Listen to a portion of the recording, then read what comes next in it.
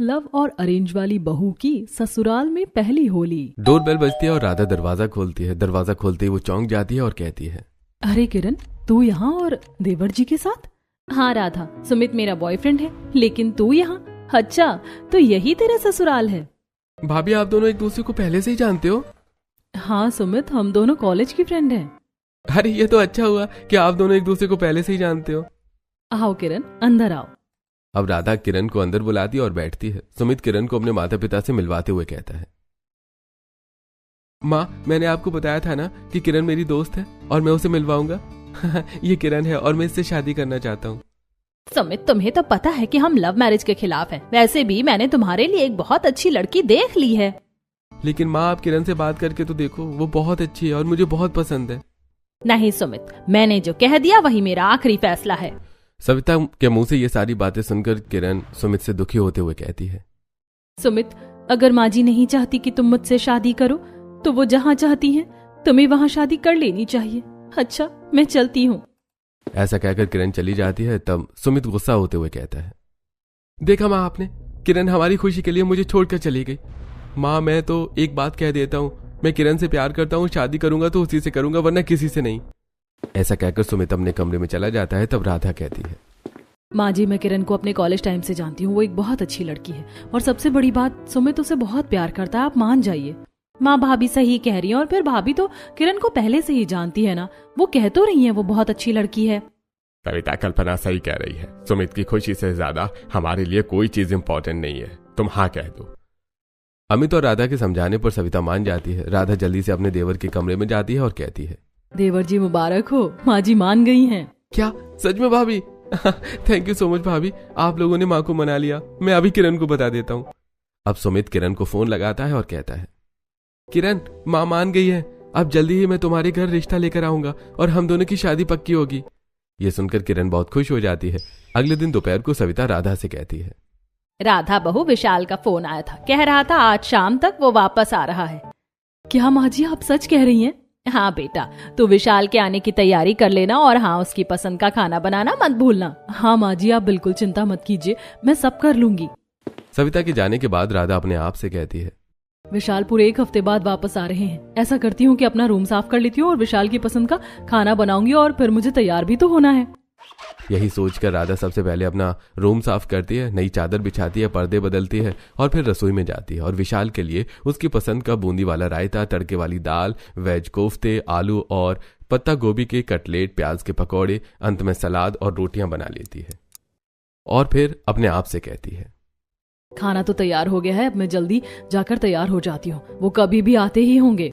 अब राधा अपने कमरे में जाती है और अपने कबर्ड से एक सुंदर सी साड़ी निकालती है। फिर वो साड़ी पहनकर मेकअप करती है, बिंदी लगाती है, काजल लगाती है और फिर अपने बाल बनाती है। तभी विशाल वहां आ जाता है और राधा को देखकर मुस्कुरा देता है और कहता है, ओ राधा, अरे पूरे 1 हफ्ता हो गया है, पता है मैंने तुम्हें कितना याद किया। मैं तो कब से सोच रहा था कि मैं कब घर जाऊंगा और अपनी बेबी को देखूंगा। वैसे आज तुम बहुत सुंदर लग रही हो और हाँ, अगले 15 दिनों तक मैं कहीं जाने वाला नहीं हूँ। हाँ, सिर्फ तुम्हारे साथ समय बिताऊंगा, मैंने सोच लिया है। क्या सच में? आपने तो मेरे मन की इच्छा पूरी कर दी है। तभी कल्पना की आवाज सुनकर राधा चौंक कर अपने ख्यालों से बाहर आती है। कल्पना राधा को देखकर कहती है, अरे वाह भाभी, आज तो आप बहुत सुंदर लग रही हैं और किचन से भी बहुत अच्छी खुशबू आ रही है। लगता है भैया के आने की सारी तैयारियां हो गई हैं। हाँ कल्पना, तुम्हारे भैया 1 हफ्ते बाद जो आ रहे हैं। राधा और कल्पना आपस में बात ही कर रहे थे कि तभी बाहर से विशाल की आवाज सुनाई देती है। राधा और कल्पना दौड़कर बाहर आते हैं तो देखते हैं कि विशाल अपनी माँ और पिताजी के पांव छूकर उनसे बातें कर रहा है और फिर वो कल्पना से कहता है, कैसी है कल्पना? अरे तू तो बहुत मोटी दिखाई दे रही है, क्या बात है, डाइटिंग छोड़ दी क्या? क्या भैया, आप भी आते ही मेरी टांग खींच रहे हो। वैसे भाभी आपके लिए तैयार हुई हैं, बताओ कैसी लग रही हैं? अरे ये सब छोड़ कल्पना, देखना मैं तेरे लिए वॉच लेकर आया हूँ, बता कैसी लग रही है? हाँ भैया, बहुत सुंदर लग रही हैं। आप भाभी के लिए कुछ नहीं लाए क्या? अरे नहीं कल्पना, मुझे समय नहीं मिलता। वैसे राधा, मुझे भूख लगी है, खाना लगा दो। राधा रसोई में खाना लगाने के लिए चली जाती है। सभी लोग राधा और विशाल को ही देख रहे थे और सभी समझ रहे थे कि विशाल का यह व्यवहार राधा को कितना बुरा लग रहा होगा। राधा रसोई में आंखों में आंसू लिए खाना गर्म करते हुए अपने मन ही मन में सोच रही थी, पता नहीं मेरे पति का ध्यान मुझ पर क्यों नहीं जाता, उन्होंने मुझसे ठीक से बात भी नहीं की। राधा सभी लोगों के लिए खाना परोसती है। सभी लोग खाना खाते हैं और खाने की बहुत तारीफ करते हैं। सविता कहती है, बहू आज तो सब कुछ तूने विशाल की पसंद का बनाया है, सब कुछ बहुत अच्छा बना है। हाँ भाभी, ये वेज कटलेट तो बहुत ही टेस्टी लग रहे हैं। भैया आपको क्या पसंद आया इनमें से? हाँ सब कुछ अच्छा है। क्या भैया, कभी तो आप भाभी की तारीफ कर दिया करो। सुमित की बात पर विशाल मुस्कुरा देता है। सभी लोग खाना खा लेते हैं और अपने अपने कमरे में जाकर आराम करते हैं। विशाल भी अपने कमरे में जाता है। वो चेंज करके बेड पर आकर मोबाइल देखने लगता है। तब बगल में बैठी राधा विशाल से कहती है, सुनिए, मुझे बहुत खुशी है कि आप आ गए। आप इतने दिनों बाहर रहते हैं, मुझे बिल्कुल अच्छा नहीं लगता, और आप मुझसे फोन पर भी ज्यादा बात नहीं करते। राधा मुझसे बच्चों जैसी बात मत किया करो। मैं बाहर काम से रहता हूँ, तो मेरी गर्लफ्रेंड नहीं हो जो मैं तुम्हें हर वक्त फोन करता रहूं। बिजी रहता हूँ। वैसे अब मुझे सोने दो, मैं बहुत थक गया हूँ। ऐसा कहकर विशाल सो जाता है और राधा मन ही मन सोचती है, सुमित अपनी होने वाली पत्नी को कितना प्यार करता है। मेरी शादी को 3 महीने हो गए, लेकिन इन 3 महीनों में मुझे एक बार भी नहीं लगा कि मेरे पति मुझसे बहुत प्यार करते हैं। शायद इतना प्यार मेरी किस्मत में भगवान ने लिखा ही नहीं है। ये सोचकर राधा सो जाती है।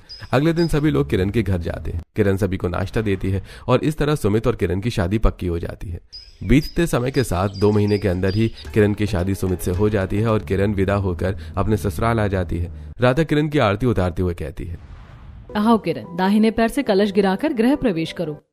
किरण कलश गिराकर गृह प्रवेश करती है। फिर सभी लोग किरण से बातें करते हैं। तब अमित कहता है, अरे हो गई बातें, किरण को अपने कमरे में जाकर आराम करने दो। बाकी की बातें तुम लोग उससे कल कर लेना। अब किरण सुमित के साथ अपने कमरे में जाती है। अगले दिन सुबह किरण तैयार होकर रसोई में आती है और अलग अलग तरह का खाना बनाकर अपनी पहली रसोई की रस्म करती है। खाना बनाकर वो सभी के लिए परोसती है। सभी लोग खाना खाने लगते हैं। तब विशाल खाना खाकर कहता है, अरे वाह माँ, किरण ने तो बहुत अच्छा खाना बनाया है। सचमुच किरण, सब कुछ बहुत अच्छा बना है और ये पालक पत्ता चाट तो बहुत ही टेस्टी है। विशाल किरण की बहुत तारीफ करता है। ये देखकर राधा मन ही मन सोचती है, विशाल ने आज तक मेरी इतनी तारीफ नहीं की। खाना तो मैं भी अच्छा बनाती हूँ। खाना खाने के बाद सभी लोग किरण को पहली रसोई का नेक देते हैं। फिर सुमित किरण को एक मोबाइल देते हुए कहता है, अरे किरण, ये रहा तुम्हारी पहली रसोई का नेक। अरे खोल कर देखो, ये मोबाइल तुम्हें पसंद है या नहीं। किरण मोबाइल खोलकर देखती है और खुश होते हुए कहती है, यार तुझे तो सचमुच मेरी पसंद का पूरा पूरा अंदाजा है। बहुत अच्छा मोबाइल है। बहू, कैसे बातें कर रही हो तुम अपने पति से? सॉरी माँ जी, मैं तो भूल ही गई थी कि अब सुमित से मेरी शादी हो गई है। अगली बार ध्यान रखूंगी। ये देखकर सभी लोग हंस पड़ते हैं। रात को किरण जब कमरे में जाती है तो सुमित हंसते हुए किरण से कहता है, अरे किरण, आज तो तुम्हें माँ से अच्छी खासी डांट पड़ गई। यार सुमित, आदत तो जाते जाते ही जाएगी ना। और तुझे तो पता है कि मैं तुझे तू कहकर बुलाती हूँ। वैसे बाहर तो ठीक है, लेकिन रूम में तो मैं तुझे तू कह सकती हूँ ना। अगले दिन सविता सभी लोगों से कहती है, होली आ रही है और अब हमें होली की तैयारी शुरू कर देनी चाहिए। राधा बहू, किरण, बाहर से घर के लिए काफी सारी चीजें भी लानी है और साफ सफाई भी करनी है। तो तुम लोग आज से ही होली की तैयारी शुरू करो। जी माँ जी। माँ जी, ऐसा करते हैं कि आज शाम को सभी लोग शॉपिंग करने के लिए चलते हैं। घर के लिए कुछ डेकोरेशन आइटम्स भी ले आएंगे और खाने पीने का सामान भी ले आएंगे। फिर कल से साफ सफाई का काम शुरू कर देंगे। हाँ भाभी, ये सही रहेगा। मुझे भी अपने लिए काफी सारी चीजें लेनी है। ठीक है, तो आप लोग चले जाना। मैं घर पर ही रहूंगा क्योंकि मुझे ऑनलाइन कुछ वर्क करना है। काम तो आप करते ही रहते। आज शॉपिंग के लिए चलिए, काम रात को कर लीजिएगा। अरे कहा ना, मुझे कहीं नहीं जाना। चलिए ना भैया, मुझे आपके पैसों से भी शॉपिंग करनी है, ऐसा तो मत कीजिए। अच्छा ठीक है, कल्पना कहती है तो चलूंगा। ये सुनकर राधा उदास हो जाती है और किरण राधा और विशाल के रिश्ते में ये कड़वाहट नोटिस कर देती है और मन ही मन सोचती है, क्या बात है, विशाल भैया भाभी से इतना चिड़चिड़े क्यों रहते हैं? शाम को किरण अपने कमरे में मार्केट जाने के लिए एक सुंदर सा वेस्टर्न वन पीस पहनकर तैयार होती है और सुमित से कहती है, सुमित बताओ मैं कैसी लग रही हूँ? हाँ किरण, तुम बहुत सुंदर लग रही हो। वैसे मुझे प्यास लगी है, जरा 1 गिलास पानी तो ला दो। किरण पानी लाने के लिए किचन में जाती है और किचन से वापस आने लगती है। तब वो देखती है कि राधा विशाल से कह रही थी, सुनिए जी, कैसी लग रही हूँ मैं? क्या मतलब है राधा कैसी लग रही हो? हैं? अरे जैसी लगती हो वैसी लग रही हो। और मुझे बार बार ये सब कहकर डिस्टर्ब मत किया करो। दिखाई नहीं देता मैं काम कर रहा हूँ? ये देखकर किरण मनी मन सोचती है, विशाल भैया का राधा भाभी के लिए ऐसा व्यवहार क्यों है? थोड़ी देर बाद सभी लोग शॉपिंग के लिए मॉल जाते हैं और अपनी अपनी पसंद की चीजें देखना शुरू करते हैं। सुमित एक सुंदर सा ड्रेस देखकर किरण से कहता है, किरण देखो ये ड्रेस तुम पर बहुत सुंदर लगेगी और इसका कलर भी कितना प्यारा है, तुम ये ले लो। किरण सुमित की बात पर वो ड्रेस ले लेती है और फिर सुमित कहता है, किरण तुम इस ड्रेस के साथ मैचिंग झुमके और सैंडल, साथ में पर्स भी लेना और हाँ अपना फेवरेट परफ्यूम लेना मत भूलना। हाँ सुमित, सब कुछ ले लेंगे, पहले भाभी की शॉपिंग करवा ले। भाभी वो देखो सामने साड़ी का काउंटर है, वहाँ बहुत सुंदर सुंदर साड़ियाँ दिखाई दे रही हैं, चलो वहाँ चलते हैं। सभी लोग उस काउंटर पर पहुंचते हैं। राधा को एक साड़ी बहुत पसंद आती है। तब किरण कहती है, राधा भाभी आप विशाल भैया से पूछ लो कि साड़ी कैसी लग रही है। अब राधा विशाल से कहती है, विशाल बताइए ना साड़ी मुझ पर कैसी लगेगी। विशाल फोन चलाते हुए कहता है, राधा अगर तुम्हें पसंद है तो ले लो, पूछने की क्या जरूरत है। विशाल की बात सुनकर राधा उदास हो जाती है। तब किरण तुरंत उससे कहती है, वैसे राधा भाभी ये कलर आप पर बहुत सुंदर लगेगा, आप ये ले लीजिए। हाँ भाभी, और आप जो भी पहनती हैं आप पर सब कुछ सुंदर लगता है। हाँ, क्योंकि राधा भाभी लाखों में नहीं करोड़ों में एक है। उनकी तरह तो कोई दूसरा पीस मैन्युफैक्चर ही नहीं हुआ। सुमित की बातें सुनकर सभी लोग हंस पड़ते हैं, लेकिन विशाल अभी भी सिर्फ अपना फोन चला रहा था।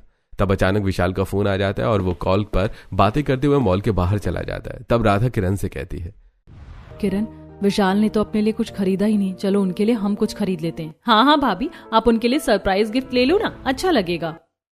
अब किरण राधा को एक शर्ट और एक परफ्यूम दिलाती है। उसके बाद किरण कहती है, माँ जी पिताजी हमने अपने कपड़े तो ले लिए, अब चलिए पूजा का सामान, रंग और पिचकारी अभी खरीद लेते हैं। हाँ बहू ठीक है, देखो होली के सामान का काउंटर अंदर है, चलो चलते हैं। अब सभी लोग होली के सामान के काउंटर पर पहुंचते हैं और अलग अलग तरह के रंग और डेकोरेशन का सामान भी खरीदते हैं। शॉपिंग खत्म होने के बाद वो लोग एक रेस्टोरेंट में जाते हैं और अपनी अपनी पसंद का खाना ऑर्डर करते हैं। सुमित बार बार किरण को अपने हाथों से खाना खिला रहा था। ये देखकर राधा मन ही मन सोच रही थी, देवर जी अपनी पत्नी को कितना प्रेम करते हैं, और एक मेरे पति हैं जिन्हें मेरी बिल्कुल भी परवाह नहीं है। राधा के सास ससुर नंद, देवर और देवरानी को भी विशाल का ये रूखा व्यवहार बहुत बुरा लग रहा था, लेकिन फिर भी सभी चुप थे। खाना खाने के बाद सभी लोग घर वापस आ जाते हैं। रात को राधा अपने बिस्तर पर आती है और अपना सिर पकड़कर विशाल से कहती है, आज मेरे सिर में बहुत दर्द हो रहा है, शायद इतनी देर बाहर रहने की वजह से। हाँ तो ठीक है राधा, बाम लगा लो, आराम आ जाएगा। हाँ यही ठीक रहेगा। ऐसा कहकर राधा दराज में बाम ढूंढती है, लेकिन बाम वहां नहीं था। तो राधा कहती है, अरे बाम तो यहाँ है ही नहीं, ऐसा करती हूँ किरण के कमरे से बाम मांग कर ले आती हूँ। राधा किरण के कमरे में बाम मांगने के लिए जाती है तो देखती है कि सुमित किरण का सिर दबा रहा था। ये देखकर राधा कहती है, सॉरी, लगता है मैं गलत समय पर आ गई। अरे नहीं नहीं भाभी, ऐसी कोई बात नहीं है। अब वो तो इस पागल का सिर दर्द कर रहा था, इसलिए मैंने सोचा कि बाम लगा देता हूँ। ये पागल मत कहना मुझे। सॉरी सॉरी, मैं भूल ही गया था कि पागल को मुंह पर पागल नहीं कहते।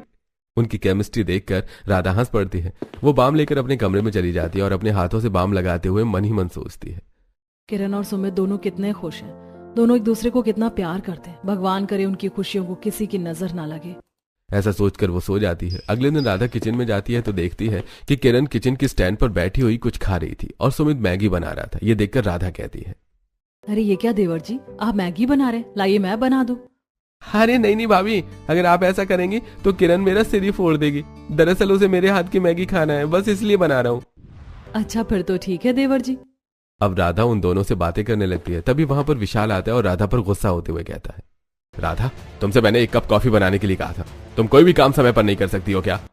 सॉरी, मैं तो इन दोनों की बातों में कॉफी बनाना ही भूल गई, मैं अभी बनाकर ला देती हूँ। कोई जरूरत नहीं है, अब मैं बाहर पी लूंगा। किरण विशाल के व्यवहार को देखकर मन ही मन सोचती है, विशाल भैया का व्यवहार राधा भाभी के लिए कुछ ठीक नहीं है, आखिर ऐसा क्यों, मुझे पता करना ही होगा। शाम को किरण राधा को पूरे घर में ढूंढती है, लेकिन राधा कहीं दिखाई नहीं देती। तब किरण छत पर जाती है तो देखती है कि राधा छत के एक कोने में बहुत उदास खड़ी थी। राधा के पास जाकर किरण कहती है, क्या बात है राधा, तुम यहाँ इतनी उदास क्यों खड़ी हो? अरे किरण, तुम मुझे भाभी की जगह राधा कह रही हो, ऐसा क्यों? वो इसलिए कि मैं अपनी जेठानी से नहीं बल्कि अपनी दोस्त से बात कर रही हूँ राधा। आखिर क्या प्रॉब्लम है तुम्हारे और विशाल दोनों के बीच, प्लीज मुझे बताओ, शायद मैं तुम्हारी कुछ मदद कर सकूं। मैंने हर मुमकिन कोशिश की लेकिन अपने पति का दिल नहीं जीत पाई। शायद मैं इतनी अच्छी हूं ही नहीं कि मेरे पति को मैं पसंद हूं। तुम चिंता मत करो राधा, इस बार भगवान ने चाहा तो तुम और भैया साथ में खुशियों के साथ होली मनाओगे।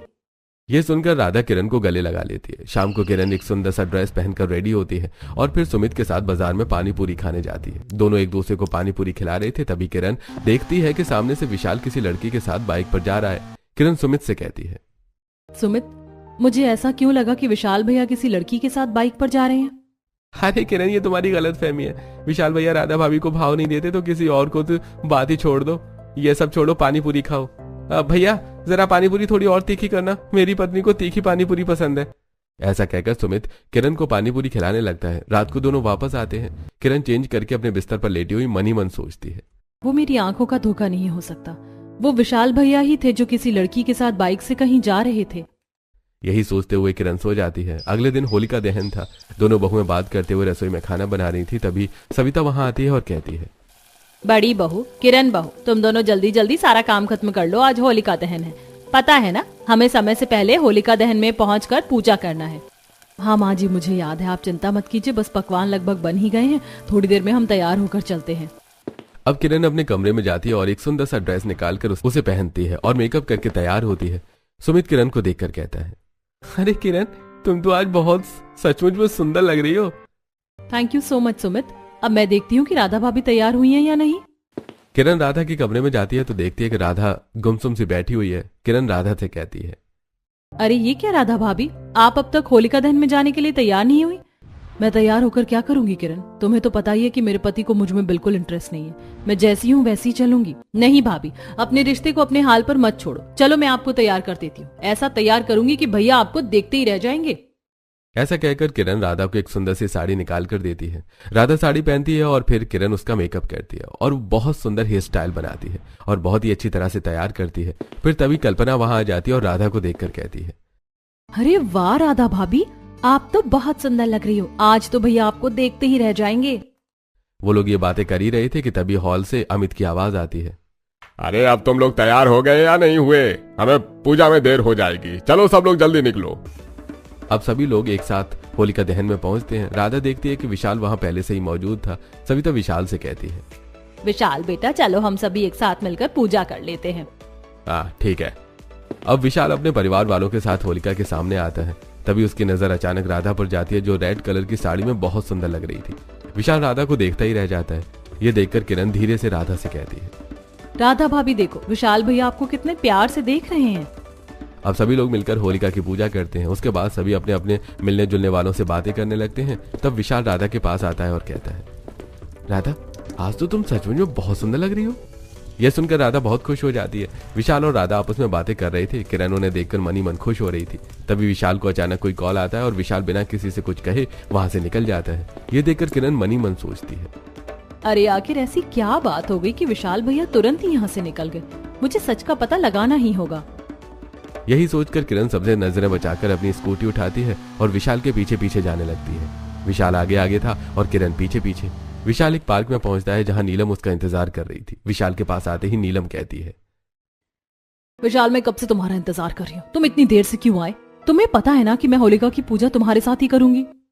अरे सॉरी नीलम, वो मैं अपने परिवार वालों के साथ पूजा कर रहा था, बस इसीलिए देर हो गई। लेकिन अब मैं आ गया हूँ, चलो हम दोनों मिलकर पूजा कर लेते हैं। ऐसा कहकर विशाल नीलम के साथ वहां से चला जाता है। तब पीछे खड़ी किरण अपने आप से कहती है, अच्छा तो ये बात है जिसकी वजह से विशाल भैया भाभी को प्यार नहीं करते। किरण सब कुछ देखकर चुपचाप होलिका के पास वापस आ जाती है। होलिका दहन होता है और सभी लोग एंजॉय करते हैं। तभी राधा किरण से कहती है, किरण, पता नहीं विशाल अचानक कहाँ गायब हो गए। राधा की बात का किरण कोई जवाब नहीं देती। रात को सभी लोग घर वापस आ जाते हैं। अगले दिन किरण देखती है कि राधा खाना बना रही है। वो विशाल के कमरे में जाती है और कहती है, विशाल भैया, मैंने कल आपको उस लड़की से मिलते हुए देख लिया था। राधा भाभी इतनी अच्छी हैं, आप उनके साथ अच्छा नहीं कर रहे हैं। वो आपको इतना प्यार करती हैं। लेकिन किरण, नीलम भी मुझे बहुत प्यार करती है और मैं उससे शादी भी करना चाहता हूँ। विशाल भैया, जो लड़की दूसरों का घर बर्बाद करके अपना घर बसाना चाहती है, वो कभी आपसे सच्चा प्यार नहीं कर सकती। वो आपसे नहीं, आपकी दौलत से प्यार करती है, और आज नहीं तो कल आप ये बात खुद समझ जाएंगे। ऐसा कहकर किरण वहां से चली जाती है। अगले दिन होली थी। किरण और सुमित एक दूसरे को रंग लगाते हैं और होली विश करते हैं। विशाल सुबह ही उठकर किसी काम से बाहर चला गया था, इसलिए राधा अपने कमरे में उदास बहुत बैठी हुई थी। थोड़ी देर बाद राधा अपने बाल सुखाने के लिए बालकनी में आती है और देखती है कि आसपास के घरों में सभी पति पत्नी एक दूसरे के साथ रंग खेल रहे हैं। ये देखकर राधा मन ही मन सोचती है, कितने खुश हैं सभी लोग एक दूसरे के साथ। मुझे भी इस होली का इंतजार था कि शायद विशाल मुझे रंग लगाए और मेरे जीवन में रंग आ जाए, लेकिन इतने रंगों के होते हुए भी मेरा जीवन बेरंग है। शायद यही मेरा भाग्य है। तभी किरण वहां आती है और राधा को उदास देखकर कहती है, राधा भाभी, आप इतनी उदास मत होइए। मुझे विश्वास है कि आज भैया आपके पास लौट आएंगे। किरण को देखकर राधा मुस्कुरा देती है। थोड़ी देर बाद राधा अपने कमरे में जाती है और विशाल को फोन करके कहती है, सुनिए जी, आज तो होली का दिन है और आप सुबह से ही घर में नहीं हैं। कब तक आएंगे? मुझे आपके साथ होली खेलनी है। राधा, मैं काम कर रहा हूँ, मुझे फोन करके परेशान मत करो, और मुझे तुम्हारे साथ होली नहीं खेलनी है। मुझे आने में देर हो जाएगी, मेरा इंतजार मत करना। ऐसा कहकर विशाल फोन रख देता है और अपने आप से कहता है, यार मुझे राधा को बार बार इस तरह अवॉइड करना अच्छा नहीं लगता। आज मुझे नीलम से अपनी शादी की बात करनी ही होगी। यही सोचकर विशाल नीलम के घर जाता है और उससे कहता है, नीलम, तुम्हारी वजह से मैं राधा को बार बार हर्ट करता हूँ। मुझे ऐसा लगता है कि अब हम दोनों को शादी कर लेनी चाहिए। देखो विशाल, जब तक तुम अपनी पत्नी को तलाक देकर अपनी जायदाद को अपने नाम पर ट्रांसफर नहीं कर लेते, तब तक मैं तुमसे शादी नहीं कर सकती। लेकिन नीलम, तुम तो मुझसे प्यार करती हो ना, और आखिर में एक अच्छी खासी जॉब में हम दोनों की जिंदगी आराम से कट सकती है। नहीं विशाल, मैं किसी साधारण जॉब वाले लड़के से शादी नहीं कर सकती। और वैसे भी मैंने राहुल को प्रपोज किया था, वो मान गया है। राहुल तुमसे भी कहीं ज्यादा अमीर है, इसीलिए थोड़ी ही देर में वो होली खेलने मेरे घर भी आ रहा है, और आज हम दोनों कोर्ट मैरिज भी कर लेंगे। ये सुनकर विशाल के होश उड़ जाते हैं। वो कहता है, मैं तुम्हारे लिए अपनी सीता जैसी पत्नी को हमेशा अवॉइड करता रहा, उसे तकलीफ पहुंचाई, और कितने कितने दिनों तक मैं तुम्हारी वजह से बाहर रहता रहा, और तुमने आज मुझसे इतनी बड़ी बेवफाई की। देखो विशाल, कम से कम तुम्हें तो मुझे ब्लेम करने का कोई हक नहीं बनता। अगर मैंने तुमसे बेवफाई की तो तुमने कौन सी अपनी पत्नी के साथ वफादारी की? नीलम, तुम सच कह रही हो। मैंने जो बोया था आज वही पाया है। आज मैं हमेशा हमेशा के लिए अपनी पत्नी के पास वापस लौट जाऊंगा। ऐसा कहकर विशाल अपनी कार से वापस अपने घर की तरफ निकल पड़ता है। वो अपनी कॉलोनी में पहुंचता है तो देखता है कि राधा शराब पीकर मोहल्ले के लड़कों के बीच में खड़ी है और कह रही है, मेरे पति को मुझसे प्यार ही नहीं है। देखा, उन्होंने मुझे अब तक रंग भी नहीं लगाया, इसीलिए मैंने सोचा कि अब मैं ढेर सारे बॉयफ्रेंड बनाऊंगी। बताओ, तुम में से किस किस को मेरा बॉयफ्रेंड बनना है? अरे भाभी जी, आप जैसी सुंदर औरत का बॉयफ्रेंड कौन नहीं बनना चाहेगा। अरे हाँ भाभी जी, कमल सही कहता है, हम सब आपके बॉयफ्रेंड बनना चाहते हैं। ठीक है, तो फिर देर किस बात की? मुझे तो मेरे पति ने रंग नहीं लगाया, चलो तुम सब मिलकर मुझे रंग लगाओ। सभी लड़के मिलकर राधा को रंग लगाने लगते हैं। यह देखकर विशाल जोर से चिल्लाता है। विशाल अपनी सोच से बाहर आता है और तभी वो गाड़ी में ब्रेक लगाता है और अपने आप से कहता है, नहीं नहीं नहीं नहीं, ऐसा नहीं होने दूंगा। मैं ऐसा होने से पहले ही राधा को अपने प्यार के रंग में रंग लूंगा। ऐसा कहकर विशाल जल्दी से अपने कमरे में जाता है जहां राधा उसका इंतजार कर रही थी। विशाल राधा को गले लगाता है और कहता है, राधा, मुझे माफ कर दो। मैंने हमेशा तुम्हें इग्नोर किया, लेकिन आज के बाद ऐसा कभी नहीं होगा। मैं समझ चुका हूं कि मुझे तुमसे अच्छी लड़की नहीं मिल सकती। राधा बहुत खुश हो जाती है। वो भी विशाल को रंग लगाती है और फिर गले लगा लेती है। पीछे खड़ी किरण ये सब देखकर बहुत खुश हो रही थी। फिर पूरा परिवार एक साथ होली मनाता है और इस तरह राधा के जीवन में सब कुछ ठीक हो जाता है।